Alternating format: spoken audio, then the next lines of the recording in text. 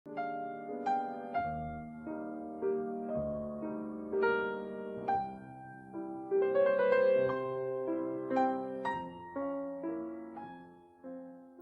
1 minggu lalu terbitlah itu video Felicia ini. Mulailah ramai lagi. Ramai. Ya, ramai Dan itu lagi. juga bukan hanya anak muda saja. Aku juga tersentuh itu. Ketika apalagi abangnya itu yang berbicara dengan sangat nada keras dan nada marah. Seakan-akan dia tidak memarahi Kaisang. Seakan-akan dia memarahi seluruh orang Indonesia. Betul. Kenapa berperilaku begitu jahat kepada adiknya, kepada seorang warga. Nah ini kan bisa menyentuh kemana-mana. Belum lagi nanti dibilang rasialis segala macam, sampai aku juga berkomentar, ya. Kau kan baca komentarku itu, kok cemen banget ini anak, begitulah. Speaking about hubungan Felicia sama Kaisang, aku merasa aku harus bela Kaisang. Satu, keindonesiaanku, nasionalismeku. Satu lagi bahwa dia anak Indonesia. Dan kalau soal janji-janji sama cewek, udahlah. Bahkan yang dijanjikan Kaisang itu barangkali baru 1/1000 dari yang pernah kujanjikan ke orang. Wajar lah, nggak usah dibawa ke ranah yang sampai bisa menggoyangkan sendi-sendi pemerintahan, nanti hubungan bilateral bisa rusak segala macam. Wah, repot juga ini. Nah, kayaknya enggak lah, kalau bilateral kayaknya jauh lah. Ya, enggak bisa aja kalau bisa. Bayangkan kalau dia jadi besan presiden. Ya, presiden datang ke Singapura. Emang nggak mau dia ikut dong ke sana? Berhubung lah dia sama keluarganya, sama Perdana Menteri Singapura. Nah, bisa saja. Nah, mungkin yang marah bukan Jokowinya, kitanya yang marah. Ya, kita kan pendukung, ya kan? Oh, siap. Begitu. Uci barangkali punya pandangan lain, Ci, dari segi lain. Sebenarnya aku nggak begitu terlalu lihat ya kasus ini tuh seperti apa, cuman mengamati konflik sebenarnya berawal dari ibunya Felicia gitu kan, seperti yang tadi Mas Imam sampaikan. Tapi kalau aku lagi ngelihat dari sisi perempuan, dukung perempuan ya. Jadi setelah kemarin Felicia angkat suara gitu kan, yang tadinya aku cuman aduh kenapa ya kita harus komentarin permasalahan percintaan seseorang meskipun ini anaknya presiden gitu. Sebenarnya itu awal-awal aku merasa seperti itu gitu. Bagi aku itu hal yang private gitu. Jadi kenapa harus kita yang ikut berkomentar gitu. Aku merasa seperti itu gitu. Tapi ketika aku melihat banyak artikel, lalu banyak cerita-cerita, betul, tanggapan orang-orang, aku sih berpikir masih di dalam hati ya. Jadi aku tidak mengungkapkannya di publik juga gitu, di akun sosial media ku pun yang kemarin Felicia bicara juga. Dan dengan tidak adanya etika baik dari Bapak Jokowi dan keluarga,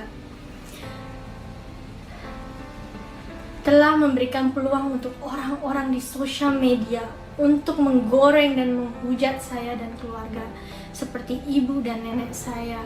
Sampai saya pun secara langsung dihujat secara ras, agama, suku, keluarga negaraan, dan juga dengan menggunakan kata-kata kotor yang merendahkan harga diri saya sebagai wanita. Bisa dibayangkan dampak beratnya untuk saya dan keluarga. Saya rasa Bapak Jokowi yang juga mempunyai anak perempuan dan juga cucu-cucu perempuan bisa merasakan sebagai orang tua apabila ini terjadi kepada pihak dia. Cuman aku dari segi sisi keperempuanan gitu ya, jadi merasakan apa yang dirasakan Felicia gitu. Bahwa kita sebagai perempuan itu butuh kejelasan. Ketika kita butuh kejelasan, lalu tiba-tiba ini kata-katanya jadi ngetren nih sekarang, kata-kata untuk Kaisang atau untuk laki-laki seperti Kaisang, ghosting gitu ya. Kata-kata ghosting itu tiba-tiba ngilang gitu, ngilang itu tuh yang jadi tiba-tiba ngetren sekarang gitu. Dan itu yang dilakukan oleh laki-laki seperti ya aku nggak sebut, mungkin dilakukan Kaisang ke Feli gitu ya, seperti itu.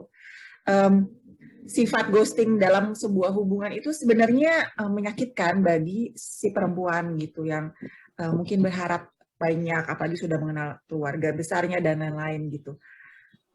Saya setuju sama yang dikatakan Feli bahwa ini masalah etika saja sih. Kalau misalnya udah nggak suka ya udah talk about it gitu. Jadi ya udah, kita udah selesai, saya bisa move on gitu kan. Mungkin kalau misalnya Kaisang melakukan itu tuh nggak akan panjang lebar kemana-mana. Saya ingin tegaskan, ini bukan masalah jodoh atau tidak berjodoh, ini tapi masalah etika dalam penyelesaian masalah kekeluargaan.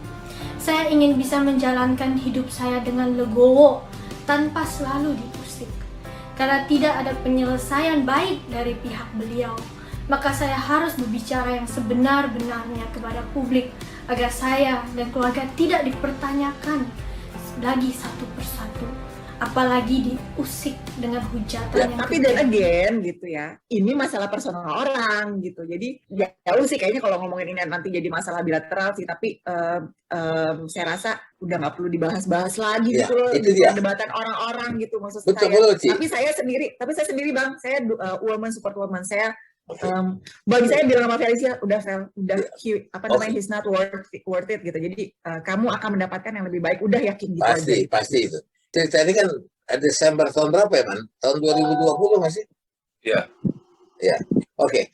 Ini sesuatu yang sudah lewat. Bagi aku sudah lewat. Tapi kemudian kemarin aku lihat lagi. Felicia ini muncul lagi. Minta penyelesaian. Dia seakan-akan minta penjelasan. Karena dia merasa tidak puas. Berarti masih ada buntutnya. Inilah apa aku mengangkat itu cerita. Ternyata dia masih belum menemukan jawaban bahwa itu tidak ada penjelasan. Nah, aku bertanya. Penjelasan apa yang dia mau? Jadi aku jelasin bahwa penjelasan Uci tadi juga nggak sepenuhnya benar ya.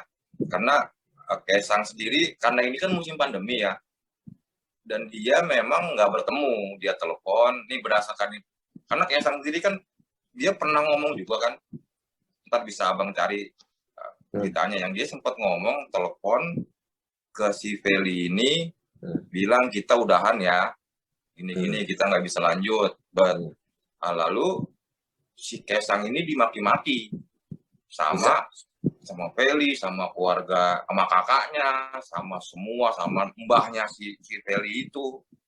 Nah mungkin karena ego lelakinya dia, gua anak presiden kok gua dimaki-maki lo, gua putus. Gak usah anak presiden. Sebagai laki-laki juga kita nggak boleh digituin. Nah mungkin itu ada ketersinggungan dari Kaisang, lalu dia mungkin bahasa yang tadi dibilang, dia putus kontak, dia mungkin bahasanya ghosting ya. Kalau aku pikir sih mungkin si Kaisang ini butuh waktu untuk apa ya, karena ini kan ya kan kita lihat sendiri di Singapura ini hampir tiap bulan tuh lockdown. Jadi nggak semudah itu kita terbang ke Singapura menyelesaikan masalah gitu ya, yang paling mungkin ya lewat telepon. Dan yang dipastikan bahwa Kaisang itu sudah menghubungi Felicia dan keluarganya walaupun tidak secara langsung. Itu. Dan Kaisang dimaki-maki, dan itu Kaisang sendiri loh yang bercerita ya, yang ada video sekitar 30 detik itu dengan bahasa Jawa, aku udah ngomong juga dimaki-maki kok gitu kan. Itu, nah mungkin setelah itu karena ketidaksabaran dari pihak itu dan Kaisang juga mungkin ngerasa mangkel ya bahasa Jawanya ya, lalu dia menghilang. Yang membuat dia mungkin bikin sakit hati karena ini anak presiden kan, dia kemana aja dipoto orang apa. Lalu adalah video yang muncul di salah satu akun gosip ya, yang dia sedang bersama cewek, dan ceweknya itu yang diketahui sebagai karyawannya dari kakaknya Kaisang itu, dan kebetulan Feli kenal. Nah disitulah mulai rame. Itulah ada kakaknya berbicara tentang maki-maki Kaisang di sosmed itu dengan bahasa Inggris itu Bang.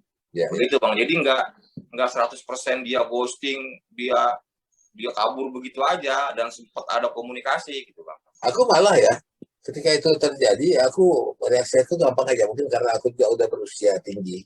Bagi aku, udahlah, ghosting itu biasa kok. Dan aku juga harus berkaca pada pengalaman aku. Gua ghosting berapa kali, banyak banget gua ghosting, hilang aja gua. Gua nggak suka kalau lu paksa. Aku agak bandel dalam hal ini. Bagi aku, bagi wanita, terutama ya sih, kalau kita di-ghostingin orang, ditinggalin mendadak, udah jangan mengiba-iba. Harga diri kita lebih tinggi, Anda akan dapat lebih bagus. Anda ghosting, Anda pada posisi lemah. Laki-laki memang buaya.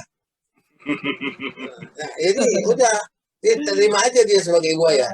Kalau dia pergi, udah. Memang, kalau lu sama gue juga terus, besok-besok lu gituin lagi gue. Jadi laki-laki yang kurang ajar ini, ya kayak kita ini Man, gak tau lah, aku rasa ikut aja sama aku lah, sama-sama kurang ajar aja kita. Bagi aku, putus sambung tuh hal yang sangat lumrah. Gak perlu dibawa ke perasaan, gak perlu diubur-ubur kemana-mana. Frolin sebagai anak muda melihat ini, boleh gak dia di-ghostingin? Saya sebagai anak muda, dan saya itu kan tipe orang yang sangat mengamati karena sering ketemu klien saya. Kadang-kadang kan ada orang yang curhat banyak gitu kan, terutama masalah asmara.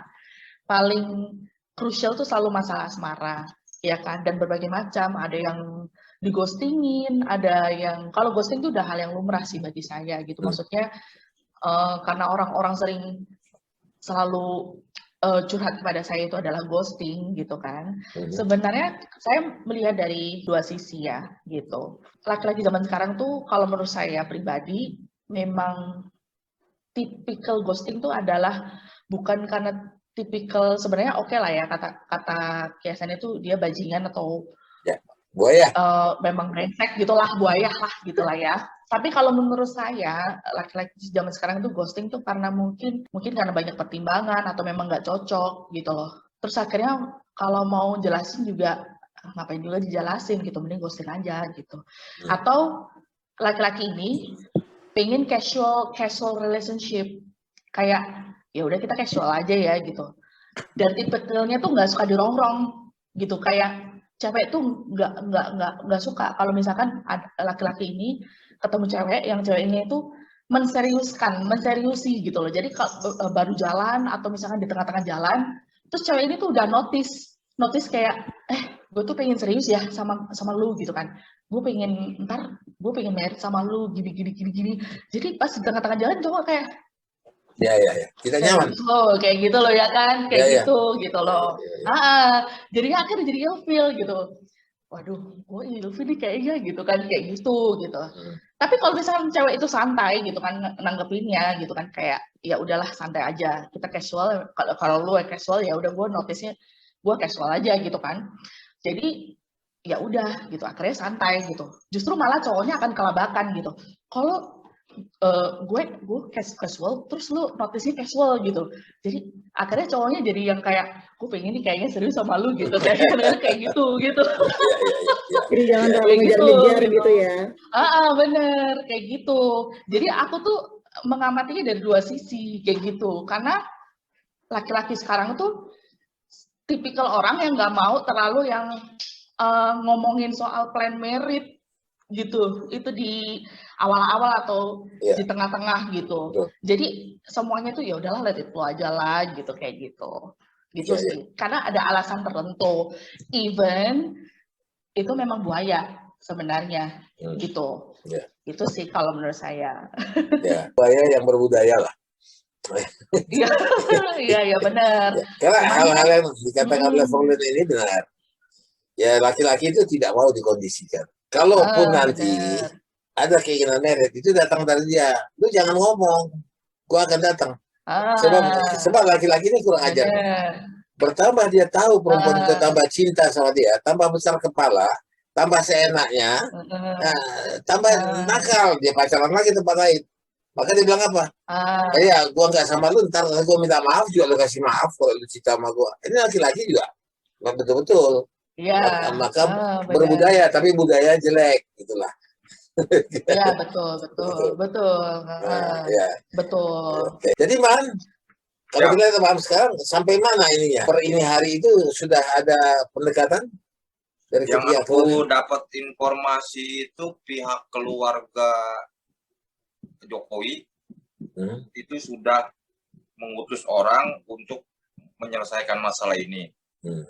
Lagi-lagi kan ini masalah pandemi, kayaknya pihak dari keluarga Feli itu mau langsung presiden dan ibu dan anaknya itu datang ke sana. Itu dia. Itu yang tadi aku bilang bilateral tadi. Enggak boleh itu. Oke, terus? Jadi kayaknya masih gantung, dan hubungan dua anak ini kan udah jauh, Bang.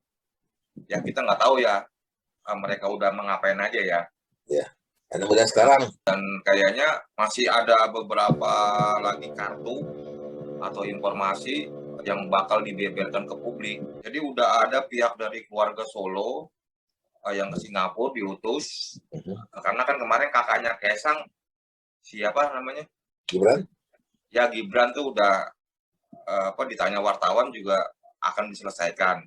Dan beberapa hari setelah itu ada pihak dari keluarga Solo yang datang ke sana utusan untuk coba menyelesaikan masalah ini, memberi pengertian, dan lagi-lagi juga pihak dari keluarga Peli ini sepertinya bersikeras mau Jokowi dan keluarga datang ke sono Waduh, berat. menjelaskan, meminta maaf. Wah. Itu berat kan, Bang? Malah melebar ya, tadinya permasalahan percintaan malah Iya. jadi melebar ya. Dan kita kan nggak tahu ini apa hubungan dua pasangan ini udah sejauh apa kan? Karena udah merencanakan menikah di bulan Desember kalau nggak salah atau Januari ya. Itu karena pandemi akhirnya ya, karena Singapura kan hampir tiap minggu, tiap bulan tuh lockdown. Ya, Jadi, sekarang lah, kayak kalau kita ke Singapura, hmm, begitu sampai dari airport, kita nggak boleh berkeliaran, kita mesti ada seminggu di hotel dulu, di kamar hotel aja. dan kalau aku bisa memberi saran ke Kaisang sih ya bagusnya dia tiarap lah gitu, jangan sering-sering apa namanya jalan sama cewek gitu, atau dia kan ya pasti apa ya, jangan dia sebentar dia kepergok sama cewek di foto lalu masuk akun gosip. Iya, man. Yang bikin panas, Bang. Man, biar aja. Kalau aku setuju itu. Ya ketika dia begitu ya tunjukin, gua populer, emang gua harus sedih-sedih, nangis-nangis. Oh, enggak dong. Benar itu orang laki-laki itu harus jagoan begitu. Harus punya pacar banyak. Kalau punya pacar satu itu bukan laki-laki.